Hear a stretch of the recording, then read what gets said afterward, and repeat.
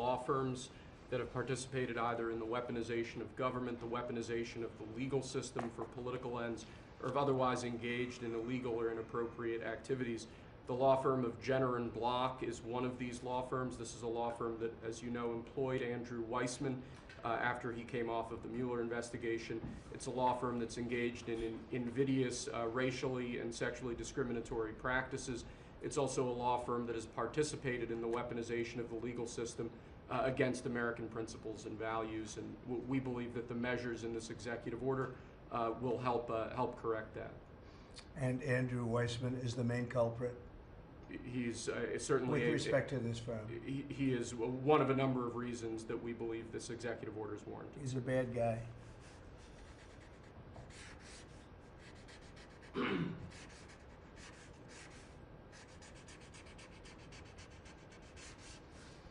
Okay.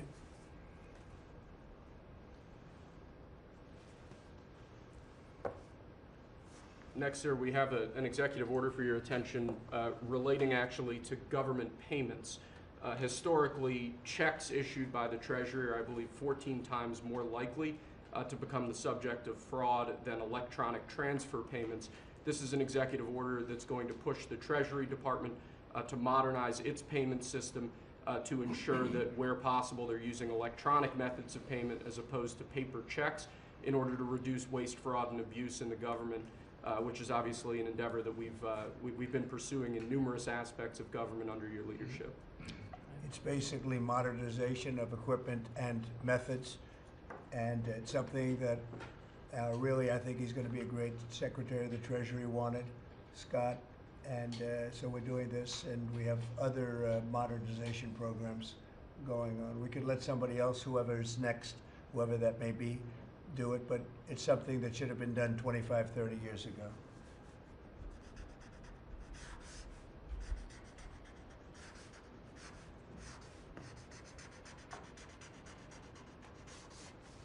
Okay.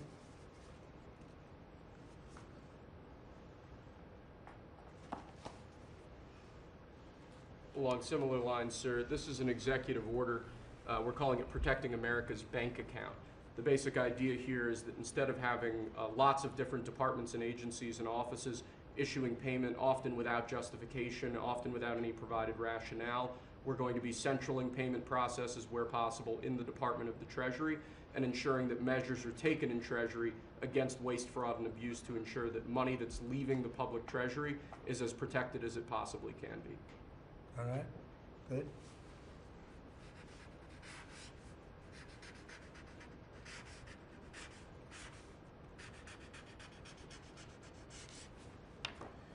Many of these things should have taken place decades ago or longer.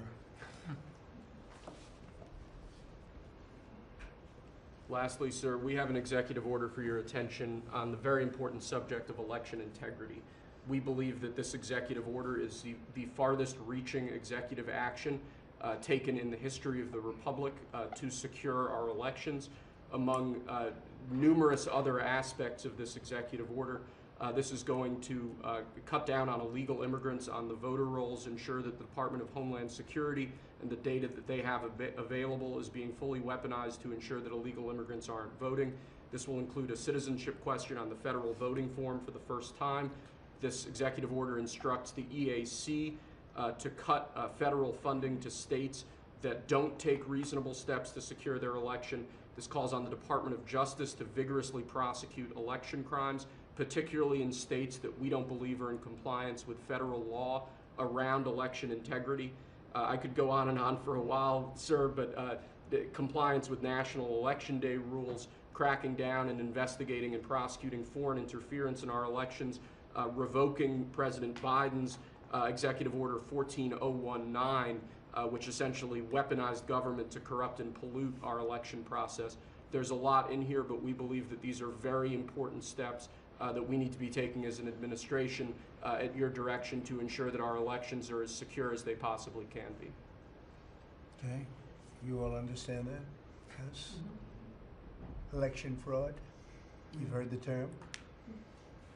Will end it, hopefully.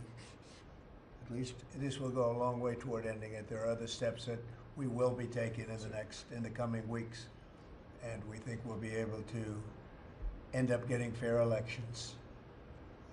Perhaps some people think I shouldn't be complaining because we won in a landslide, but we got to straighten out our election. This country is so sick because of the election, the fake elections and the bad elections, and we're going to straighten it out one way or the other.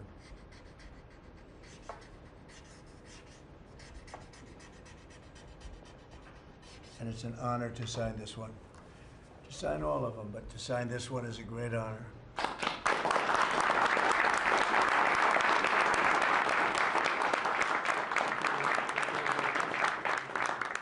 Thank you very much. Sorry, sir. So we're going to go around the room a little bit quickly, and we're going to introduce these very outstanding people. They've had, in all cases, outstanding careers. They're very incredible people that are going along as rapidly as the system can go along. We're ahead of, I guess, anybody else thus far. So I want to thank John Thune. He's done a very good job, and the whole Senate. We're being delayed as much as possible by Democrats, but that's standard. It gets to be just standard. But the process is moving along very quickly. So, Sergio, just say hello, and then we'll introduce everybody. Absolutely. Sergio Gorham, Director of Presidential Personnel. It's been an absolute pleasure getting to know every one of you every step this way. As the President said, we're at a record pace. We have more nominees today from the Senate than at any previous point, over 70. And that's a record in 2 months. And we're proud of that, and we're determined to ensure the world has America First patriots in all of our posts. Charlie? Charles Kushner. I'm going to France and Monaco, and proud to serve under the greatest president of our country. Very proud to serve. Thank you. Thank you, Joe. James Blair, honored to work here in the White House as Deputy Chief of Staff. And Mr. President, I think that all of these successful people would want to go serve the United States under your leadership as a testament to your vision of leadership. Thank you, James. I'm David Perdue. I'm going to the People's Republic of China. It's my honor to represent President Trump, people of America, and represent our interests and values in China. I'm Leah Campos. I'm going to represent the President in the Dominican Republic. Mr. President, thank you for the honor to serve you in the Thank you. Thank you. Mike Welch, National Security Advisor. Look forward to working with every one of you on behalf of the President, his leadership, and the American Thanks, people. John Arrigo.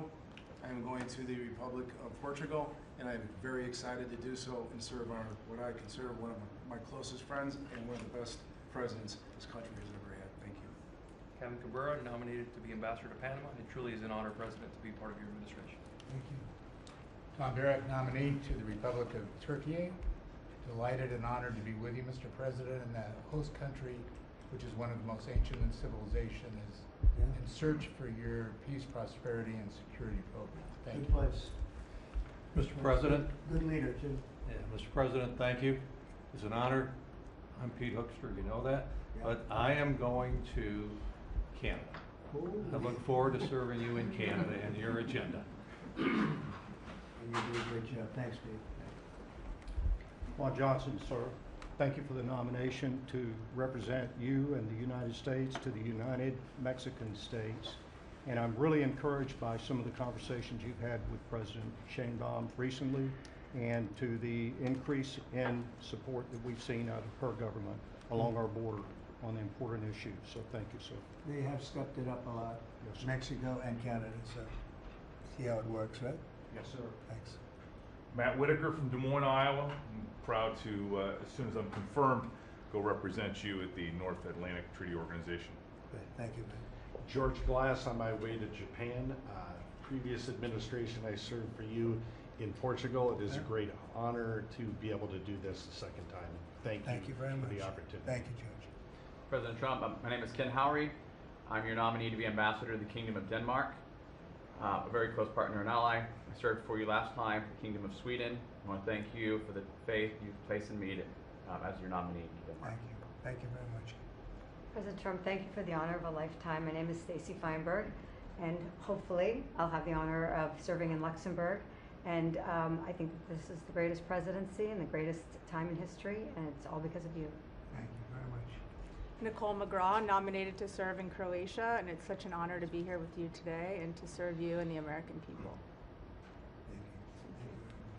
President Trump, thank you very much for your nomination to the Republic of Chile. And let me tell you, Border Patrol agents are so thankful for everything that you've done for them. But it's a great. Knows more about the border than anybody. I want to tell you. Thank you. President, it's a great honor. Thank you very much. Good afternoon, Mr. President. Brian Birch. If I'm confirmed, I'll be representing you at the Holy See. And Catholics are very proud of your work. Your team is doing an excellent job, so thank you. Very honored to serve. Thank you very much. Mr. President, thank you again for the honor, the greatest privilege. My name is Summer Sparkus. I will serve this great man at the Republic of Malta. Thank you, sir. Thank you, Mr. President. Joe Popolo from Dallas, Texas. Very proud to serve you at the Kingdom of the Netherlands, the very first country to recognize the United States 250 years ago. Thank you. Mr. President, if I'm confirmed, I will be representing you in the State of Israel. It will be an extraordinary honor, and you've done more for Israel than any president in any time of its history, and we are grateful. And I'm hoping I'll get to be there by Passover. Thank you, Mike. And Mike is an outstanding guy. They all are. And Mike, I think he's going to do wonders for Israel.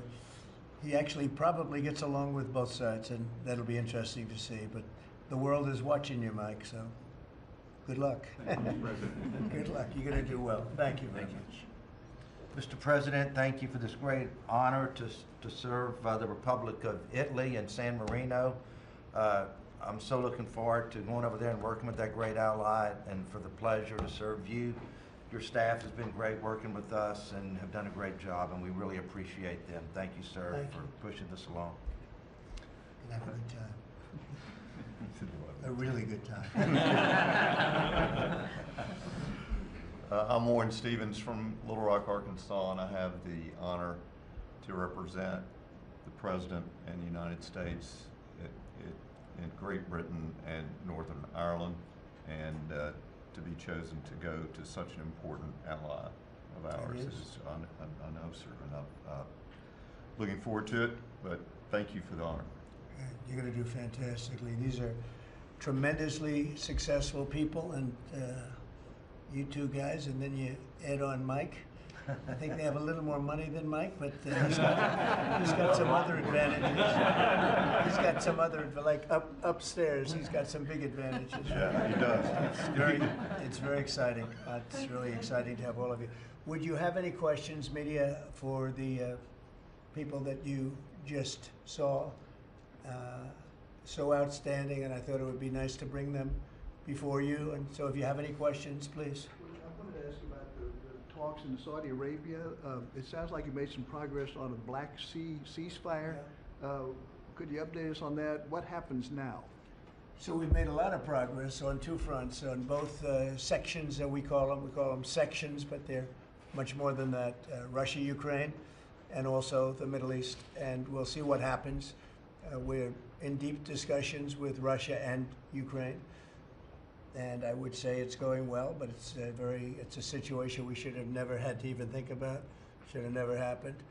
And on the Middle East, that's been going on for a lot of years, centuries and centuries. It just keeps going, and we are making a lot of progress. So that's all I can report. But some very, very big talks are going, and detailed talks are going on right now on both fronts. Mr. President, you said that your national security advisor learned a lesson after a reporter... Wait a minute, excuse me, I didn't pick you. Go ahead, please. Mr. President, the ceasefire agreement that was broken today allows for third-party countries to help implement the agreement. What does that look like, and who's going to be involved? The ceasefire agreement? Yes, the maritime ceasefire agreement between Russia and Ukraine. Well, they're going to get together. Look, it's they agreed to something, and it got broken. There's tremendous animosity. There's a lot of hatred, as you can probably tell, and it allows for people to get together, mediate it, arbitrate it, and see if we can get it stopped, and I think it will. That'll get stopped. What countries are you looking to work with, sir, to help implement and monitor that ceasefire? We have other countries involved, and they're involved very strongly in the process, and that'll be resolved. That's actually, as bad as it is, that's the least of the problems. So we'll get that resolved, and we are being aided by other countries too. Yes, please. Yes. Brian? Tomorrow, the subcommittee on DOGE is going to review funding for NPR and PBS. Now, every Republican president has always promised to take away this money that's going to these two public news outlets. If they're successful, I know Senator Kennedy has backed it, Marjorie Taylor Greene in Congress has backed it, would you be interested in defunding and taking away taxpayer dollars to NPR and PBS? Well, I would love to do that. I think it's very unfair. It's been very biased for the whole group. I mean, a whole group of them. And frankly, there's plenty look at all the media you have right now. There's plenty of coverage. I was from a different age, and they spend more money than any other network of its type ever conceived. So the kind of money that's being wasted, and it's a very biased view, you know that better than anybody. And I'd be honored to see it end. We're well covered. Look at all the people that we have here today. We're well covered, and we don't need it, and it's a waste of money. Especially, I don't even know what Doge's recommendation is. I assume their recommendation is to close them up. Well, after they hear all the testimony, I think they're going to make a decision relatively sooner than later. Yeah. But we'll see what that turns out. I can't imagine that they wouldn't, because they have found so much waste, fraud, and abuse, hundreds of billions of dollars, and just waste, fraud, abuse. You heard yesterday some of the new things that were found. 22 billion just in environment, billion. You know, if you had 22 million, Warren, it would be nice, but 22 billion put into environmental accounts. One was 2 billion into one account, Stacey Abrams, where they had $100 in the account. And just before I came in, they put $2 billion. And you guys are looking, so you mean 2 million or maybe 200,000? No, $2 billion were put in the account. What do you think of that, Mike? Do you think that's a straight deal, 2 billion? Just write me the check, Mr. President. I'll take it with me to Israel. It's a horrible thing, and we have so many of those things. So they've done an incredible job, and the country wants to hear it. I think Doge is actually very popular because of what's happening. They're hearing about all of these scams and for big money, tremendous amount. And when you add it up, just hundreds of billions of dollars being wasted, and much of it's fraud. You know, we talk about waste. And it is waste and abuse, but a lot of it's fraud too. Yeah, go ahead, Brian. I just want to follow up on that. If Planned Parenthood is defunded, would you look into the harvesting of baby organs that they've done throughout the years, and maybe go after some criminal prosecution on that? Well, I think you're talking about a subject that is a heated subject, and we'll look into it. We're going to look into everything, but that's certainly a subject that's been debated for a long time, and we will look into it, yeah. Mr. President, some senators have expressed hope that the White House will support a rescission package to codify some of the Doge cuts into law. Where does the White House stand on that? And are you making progress on that? Which package? A rescission package to codify some of the Doge cuts into law. Yeah, well, it'll be great. I think we're going to do that. I think they're going to do it. I think we're also going to be codifying a lot of the executive orders that we've done, which have been very popular. And we're looking at one, I will tell you right now, that I think perhaps will be controversial, but not with the people, and that's sanctuary cities. We're going to end sanctuary cities for some of these jurisdictions that aren't cooperating with law enforcement. They're guarding criminals. They're taking the rights away from the citizens of their state and their city. And we're going to be ending sanctuary cities if we find it necessary to do in certain major areas. And we may just end the entire thing altogether, because it's just a way of protecting criminals. And nobody else is benefited by that. And for some reason, Democrats want to keep and they want to shield criminals from being sent back to their countries or being sent to prison. And in the meantime, the crime rate has gone through the roof. Under Biden, it was through the roof. It's starting to come down, but we're taking a lot of people out of here. So we may be presenting you very shortly with a executive order ending sanctuary cities. Mr. President, are you going to change any of the practices that your national security officials used after a reporter was inadvertently added to a group chat about attacks on Yemen? Well, I think it's a question I've been asked now, and I've given a few answers, and they've all been the same. We have an amazing group. Our national security now is stronger than it's ever been.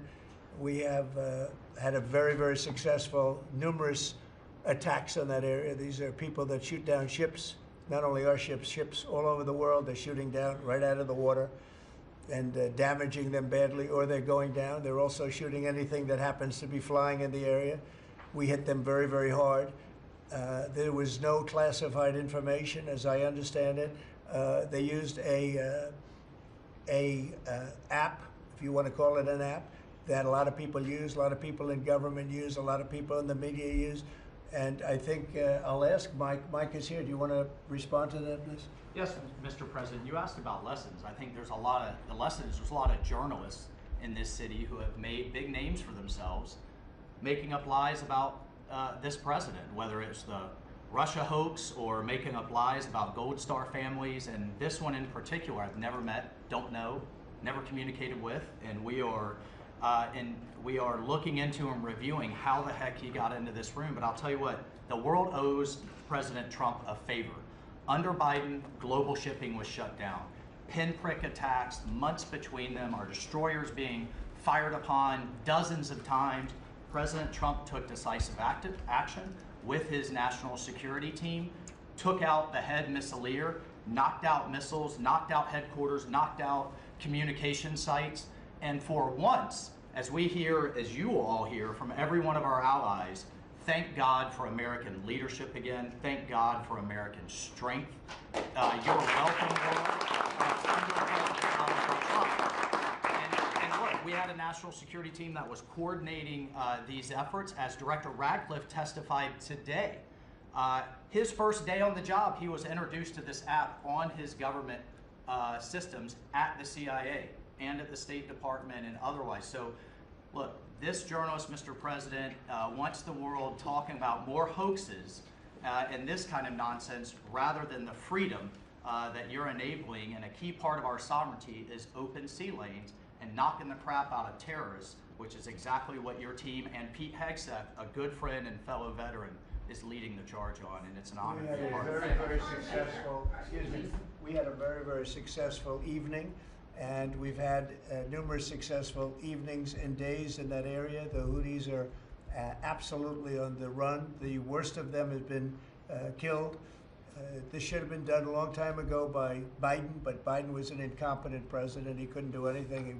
He didn't know where he was going. He had no clue. This guy had no clue. This should have been done a long time ago. As they shoot missiles at ships, randomly shoot missiles at ships. And they make their own missiles. You know, this is not an incompetent group of people. They make their own missiles. They get the missiles also from Iran. It's an offshoot of Iran, another offshoot. You have Hamas, you have Hezbollah, you have the Houthis. You got a lot of stuff going on with Iran. And we sent a letter to Iran. You're going to have to be speaking to us one way or the other pretty soon, because we can't let this happen. But that's an app that a lot of people use. And somebody got on. I mean, happened to know the guy's a total sleazebag. The Atlantic is a failed magazine. Does very, very poorly. Nobody gives a damn about it. This gives it a little bit of a shot. And I will tell you this: that they've made up more stories, and they're just a failing magazine. The public understands that. He's a very good man. That man is a very good man right there that you criticize so strongly. He's a very good man. And he will continue to do a good job. In addition to him, we had very good people in that meeting, and those people have done a very, very effective job, and you're going to see it. And it goes on, by the way. It's going to go on. And I think the Houthis wish that it didn't happen, but that's what it's all about. We have to create a safe country, a safe world, and that's what we're doing. Do you worry national security was put at risk, Mr. President, of senior officials using signal moving forward? The use of signal to communicate from senior officials, especially when it comes to... I don't know anything about signal. I wasn't involved in this, but I just heard about it. And I hear it's used by a lot of groups. It's used by the media a lot. It's used by a lot of the military, and I think successfully. But sometimes somebody can get onto those things. That's one of the prices you pay when you're not sitting in the Situation Room with no phones on, which is always the best, frankly. But you know, the best is to be there. In fact, oftentimes I've been in fact, just last week I was in the Situation Room on something very important, and we had a couple of people hooked up by line, and I said, cancel the line. Sorry, fellas, what you do is we'll tell you all about the meeting. because I know people do get on those lines, whether it's Signal or anything else. Yeah. So are you going to change any procedures as a result of this? Well, I mean, look, we look at everything, and you know they've made a big deal out of this because we've had 2 perfect months. We are bringing in business. We have another one announced tomorrow, a big one, very big. Like in the history of our country, nobody's ever seen anything like it. And I think probably a lot of people are saying they started by saying it was the greatest first month that a president has ever had, and I think that's true. And now they say it's the best second month, and they had to find something. And this certainly will look at this, but the main thing was nothing happened. The attack was totally successful. It was, I guess, from what I understand, took place during, and it wasn't classified information. So this was not classified. Now, if it's classified information, it's probably a little bit different. But I always say you have to learn from every experience. I think it was very unfair the way they attacked Michael. He's a good person. The person that was on just happens to be a sleazebag, so maybe that's just coincidence. I don't know. But you've already conducted would it be investigation. a problem if Mr. the President? Atlantic released all the text messages if they're not classified? Well, I don't know. I'd have to ask the military about that because, you know, maybe you wouldn't want that. I don't know. I will say this, that from what I heard, the man that we're talking about, who's not somebody that I don't think most people have ever heard of, he found it very boring and he left early. He got off the line very early. So I can't speak to it other than that. So he's made up a lot of stories, and you know, I think he's basically bad for the country. But it's a failing venture, very failing venture. They're very upset, and a thing like this is publicity for them. But I don't think we should allow people that are very good, like that man sitting right at the end of the table, who's done a great job.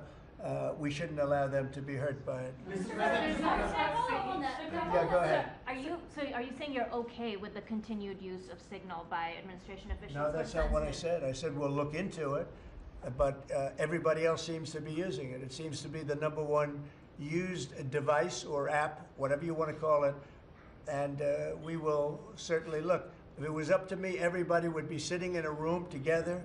The room would have solid lead walls and a lead ceiling and a lead floor. But, you know, life doesn't always let you do that. In the meantime, the attack itself that we were talking about and discussing has been an unbelievable success. But you will conduct an investigation, is what you're saying into this. We'll look into it, sure. Mr. President, I would look into it, sure. I want to look into anything like that. I would ask them. It's not really an FBI thing. It's really something having to do with security. Security, like, will somebody be able to break in? Are people able to break into conversations? And if that's true, we're going to have to find some other form of device. And I think that's something that we may have to do. Some people like Signal very much. Other people probably don't. But we'll look into it. I think, Michael, I've asked you to immediately study that and find out. If people are able to break into a system, now in this case it wasn't that this attack was going on and nobody found out anything. And again, the person that was on, as I understand it, he left very early because he didn't find it very exciting. But I think it's something you should look into. Yes, sir, we are. We have our technical experts looking at it. We have our legal teams looking at it. And of course, we're going to keep everything as secure as possible. No one in your national security team would ever put anyone in danger. And as you've said, and we've repeatedly said, the attack was phenomenal and it's ongoing.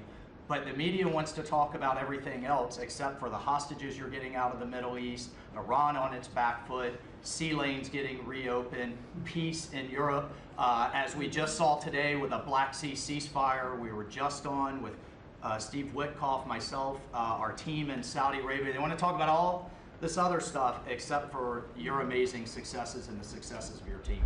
One of the other things, and sometimes you have to move very quickly, and there are other devices that are very good, but they are very, very cumbersome, and you're not able to use them and from a practical standpoint. So all we can do is find out the best we have with modern technology. They'll probably get better over the years. Yeah, go ahead. Sir, on the Black Sea, so the Kremlin has said that there are several conditions that would need to be met for this agreement to happen. This includes sanction relief for banks and some companies. Did the U.S. agree to all of those conditions that they laid out? They will be looking at them, and we're thinking about all of them right now. There are about 5 or 6 conditions.